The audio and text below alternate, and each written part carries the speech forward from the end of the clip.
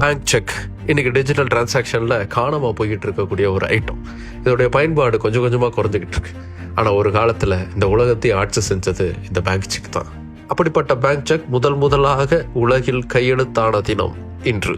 Check concept அப்படிங்கிறது ரொம்ப பழமையானது.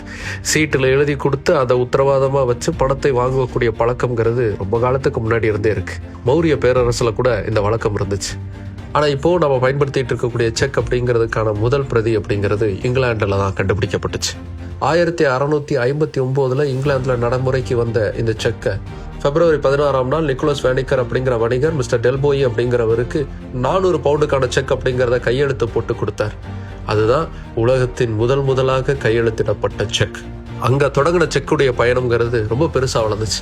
ஒரு காலகட்டத்தில் உலகம் முழுக்க ஒரு நாளைக்கே 4 பில்லியன் செக் டிரான்சாக்ஷன்கள் நடக்கக்கூடிய நிலைமைங்கிறது வந்துச்சு. ஆனால் டிஜிட்டல் டிரான்சாக்ஷனுங்கிற புரட்சி செக்குடைய பயன்பாட்டை கொஞ்சம் கொஞ்சமாக குறைக்க ஆரம்பிச்சிருச்சு. நிறைய பேர் செக் புக்கை கையில் வச்சுக்கிட்டு என்ன பண்ணுறதுனே தெரியாமல் தான் சுற்றிக்கிட்டு இருக்கோம். இன்னைக்கு செக் புக் அப்படிங்கிறது பேங்க் அக்கௌண்ட்டுக்கான ஒரு அடையாள அட்டையாக தான் மாறி இருக்கு.